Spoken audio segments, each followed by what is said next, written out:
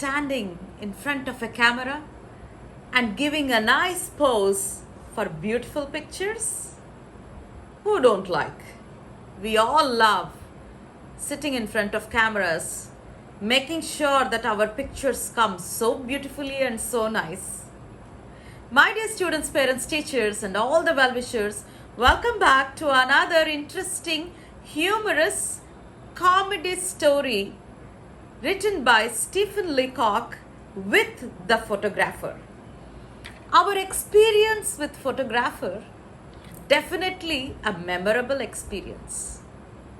Few years back, if you take maybe 10 years back, the studios, the cameraman, the photographer, they used to have the lights, they used to cover their cameras with a black cloth, an umbrella, a big setup to take pictures in studios. Nowadays, because of our technology, our smart devices, we are able to take beautiful pictures with portrait, different kinds of things, filters, you name it, you get those things. That's what is the technology. But here Stephen Leacock, a Canadian teacher, a political scientist, a humorous writer, his story is a wonderful comedy story. Month of April makes us talk about many jokes and laugh a lot. With the photographer is also one of its kind, definitely a humiliation for our author, but the kind of the things which the experiences of this photographer with the author makes us laugh. Let us start looking at these beautiful lines. Few lines I would like to read so that we all can enjoy this story. With the photographer, written by Stephen Leacock. I want my photograph taken, I said. The photographer looked at me without enthusiasm. He was a drooping man in a grey suit, which, with the dim eyes of a natural scientist, but there is no need to describe him. Everybody knows what a photographer is like. When you go to a studio, when you ask, I want my picture to be taken, photographer, come in, I'll take nice pictures with all the enthusiasm. Here when our author has been and he wanted, I want my photograph to be taken without any enthusiasm, he said, okay. And he's a drooping man with a grey suit, and also he's not looking like a photographer. Photographers have their own specific significant look. But here, he doesn't have that look. He looks like a scientist, a natural scientist. Sit there, he said, and wait. And he said, sit there and wait. Our author sat there. I waited an hour to take one picture. I read the Ladies' Companion for 1912, Girls' Magazine for 1902, and Infants' Journal 1888. So many magazines. Usually when you have a waiting time, people leave some magazines so that you will read those magazines before they could call. Maybe this man also, he's so much like a scientist look. He may spend lot of time with one customer to take one picture. That's why I said, okay, wait, I'll take your picture. And he left him and went inside. There are so many magazines. Stephen Leacock is a wonderful and a popular writer. He's the only English-speaking humorist between 1915 and 1925. So many magazines he was speaking about during those days, where our author sat there, he turned and he looked and he's waiting. I began to see that I had done an unwarrantable thing in breaking in on the privacy of this man's scientific pursuits with a face like mine. After waiting for an hour, our author thought, I think I have made a grave mistake. I wouldn't have disturbed this man of, pursuits of so much of lot of scientific work. I have a simple face, not so great face to be pictured, but I need a picture. I wasted my time and his time, maybe breaking in means getting into that studio. After an hour, the photographer opened the inner door. Then inside one more door, photographer opened and called him in. Come in, he said severely. Not happily, he didn't even apologize. Sorry, I kept you waiting for 1 hour. or no interest, no enthusiasm come in very severely. I went into the studio. Sit down, said the photographer. I sat down in a beam of sunlight filtered through a sheet of factory of cotton hung against a frosted skylight. There is a nice setup inside the studio where you have the cloths, where you have the cotton, so that through that the camera is fixed and camera will have a nice focus of lights, and the picture can be taken so many ways. He's a man of many things. So not a simple studio, little complicated. The photographer rolled a machine into the middle of the room and crawled into it from behind. A huge machine. The camera is not a simple one with a tripod, but a big machine where all these things are covered. He rolled it into the middle of the room. He crawled inside the machine. It's a beautiful story which is in many of the boards. Many of the state boards and central board has this story in their textbooks where children really enjoy this comedy and humor. He was in only a second, just time enough for one look at. So he went inside, he crawled. 1 second only, he didn't even look at him properly. He crawled in 1 second, he came off from the photographer machine, a big, huge, maybe camera is a small one, but he has so much of setup in it. He came out, he pulled all the cotton which is fixed over there. He turned the curtains, he removed one hook and he pulled all the curtains. He made sure that there is some breathing space. It's not so cloistered, it is not so congested. He wants some light to be allowed onto the face of our author. Then he crawled back again into the machine again, drew a little black cloth over himself. This time he was very quiet in there. I knew that he was praying and I kept still. So this time he went inside, he covered himself in that black cloth along with the camera. He was inside. This time he didn't come out so quickly. He was very quiet and he took some time also to be inside. Then our author thought, maybe this man is praying inside, so let me be quiet. And he was very quiet. When the photographer came out at last, he looked very grave and shook his head. He looked very grave. He came out. Silently he came out. He looked very grave, very serious. And he shook his head. Oh, I am sorry. When you feel sorry, how you shake your head. He was shaking his head with a lot of seriousness and disappointment. And what did he say? He said only one simple sentence. The face is quite wrong. Photographer is saying to the person who went to take the picture, see, if you go to a studio and you ask the cameraman, take my picture nicely, and if the cameraman said, your face is quite wrong, will you be there? He said, what do you think? I'm going to another studio.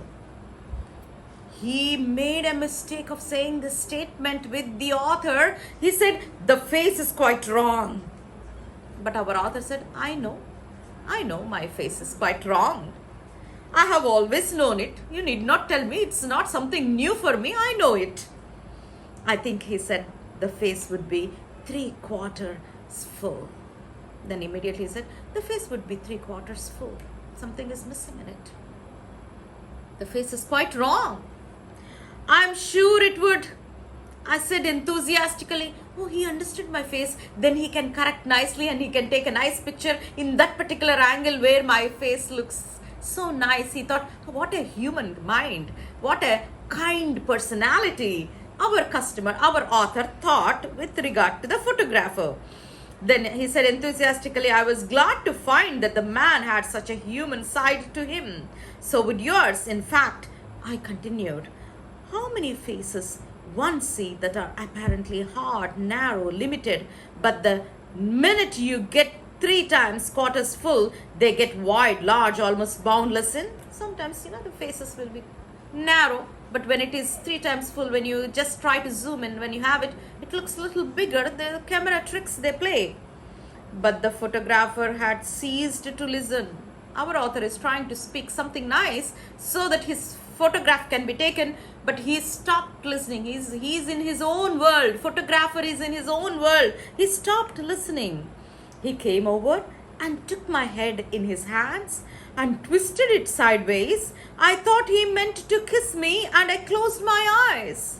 Then the photographer came and said he held with both hands. He tried to twist this side and that side to see. He thought, okay, maybe he wants to give a very nice warm kiss on the cheek so that, okay, we both are good friends. I'll take a nice picture, a warm friendship. He thought. He twisted this side and that side, and our author was wrong in thinking like that. He twisted my face as far as it would go, then stood looking at it. He sighed again. I don't like the head, he said. He shook this side and that side, and he was quite silent. He sighed again. He took a deep breath. Oh, what is this? Photographer thought. And then he told openly to the customer, I don't like this head. First he said, the face is quite wrong. Second, I don't like the head. Then he went back into the machine and took another look. Open the mouth a little, he said. I started to do so. Close it. He added quickly, then he looked again. He said, head is not good. He went inside. He is looking through camera. And then he said, open your mouth. Close your mouth. Close it. All these instructions quickly, where our author is so much confused with mixed feelings of dejectedness, humiliation because of the statements made by the photographer. Then he started speaking. The ears are bad. Droop them a little more. Now the eyes. Roll them in and face. Just look it little upwards. Ears are bad. Droop them. Can we droop means lower our ears? Eyes. Roll. If we are rolling our eyes, just imagine how will the picture come. He is giving such statements. Now just expand the lungs. Breathe in. Breathe out. And hump. Neck, that's just contract the face, just a trifle, too full, so many instructions to have an animated facial expression. And our author got so much tired and he just stood up from the stool and he said, stop. I said with emotion, but I think with dignity. He's emotionally disturbed. What is this man? I came for a picture. What does he want? What he wants me to do? So he said, stop with emotion, but with dignity. This face is my face. It is not yours. It is mine. I have lived it for 40 years and I know it has faults. I know it's out of drawing. I know it wasn't made for me, but it's my face. The only one I have. I was conscious of a break of my voice. So when he's expressing, he's a bit conscious because he's becoming emotional and he may break down, he may cry because he's speaking about his face, which is so personal. And such as it is, I have learned to love it because it's my face and I love this face. He did not speak all these things. And this is my mouth and not yours. The ears are mine. And if your machine is too narrow, here I started to rise from the rest and go away. See, everything, my mouth, my ears, my eyes. Maybe your machine is narrow, but not mine. Anyway, I'm just moving away. Snick. When he's about to stand and move away, the click, snick sound. That means he took a picture of it. The photographer had pulled the string. The photograph was taken. I could see the machine still staggering from the shock. When he took the picture, the machine is so huge, it is still staggering because of the click of the photograph. Before our author could realize, the photographer he finished taking a picture. I think, said the photographer, pursing his lips in a pleased smile. He's very happy. He got the exact animated picture, what he really wants. That I caught the features just in a moment of animation. He said, oh, I got your picture, so beautiful, just in a moment of animation. So I said brightly, features? You didn't think I could animate them, I suppose? But let me see the picture. Okay, you are very happy. Let me see the picture. Then I will see what is the talent of yours in taking my picture. And they just finished and he said, okay, come back on Saturday. By then, everything will be ready. Then he went and then he got all this he talks about and he has went back, and the photographer just asked him to get in with a quieter. When you do something very nice, you'll have a great satisfaction, and you don't speak. Come, I'll show. Take it with all the pride. He handed over. He unfolded the proof of a large photograph, and we both looked at it in silence. Very large proof. He called for proof. See, how is your photograph taken? Then a big proof. Both of them are looking at it in silence. Happily in silence. But there is no happiness in the face of our author, but great satisfaction in the face of photographer. And author, after a silence, he asked, "Is it me?" "Yes," he said quietly, "it is you." And he went on looking at it. He's just admiring the picture so much, the photographer. "The eyes," I said hesitatingly, "don't look very much like mine." "Oh no," he answered, "I have retouched them. They come out splendidly, don't they?" Our author was shocked. "Are these my eyes? I think they are not mine." But the photograph, "I have retouched. They came out splendidly, don't they?" "Fine," I said, "but surely my eyebrows are not like that." Immediately he said, "Eyebrows are not like that." "No," said the photographer, with a momentary glance at my face. He looked at the picture, he looked at the photographer's, author's face, looked at the eyebrows, and he said, "The eyebrows are removed. We have a process now, the Delphied, for putting in new ones." So I said, "I removed your eyebrows. I used a process called Delphied, and I have put in new eyebrows for your picture. You will notice here where we have applied to carry the hair away from the brow. I don't like that hair low on the skull." He's explaining everything with all the scientific things. "Oh, you don't you?" Then immediately our author got so angry. "He removed my eyebrows. Oh, you don't you?" "No," he went on, "I don't care for it. I like to get the hair clear back to the superficies and not make out a new brow line. I don't like, that's why I made it a new brow line." "What about the mouth?" I said with a bitterness that was lost in the photographer. "Is that mine?" "How about the mouth? What did you do with my mouth?" "It's adjusted a little," he said. "Yours is too low. I found I couldn't use it." Then he removed everything. "The ears, though," I said, "strike me as good like mine. They are just like mine." "Yes," said the photographer thoughtfully, "that's so, but I can't fix them if you allow me. I think ears are only mine in the whole picture." "Oh, yes, yours only, but if you allow me, I will fix another ear also there." Our author got so angry, and his last paragraph is a wonderful paragraph. The expression and emotion, comedy, humor of our author. "Listen," I interrupted. Immediately, our author said, drawing myself up, animatingly my features to their full extent, and speaking with a withering scorn, very, very angry. Should have blasted the whole thing, but he just kept himself. "I came here for a photograph, a picture, something which, bad though it seems, would have looked like mine. I came to take a picture. Though my face is little bad, but I want my picture." Why? Why I want my picture?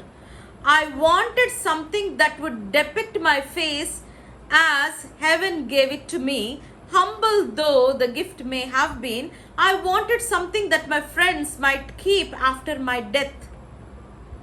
I want my picture so that my friends can keep after my death." You changed everything. Heaven has given me this beautiful face of mine, which I loved it from I'm 40 years. I lived with this face, and who are you to remove and do all these things?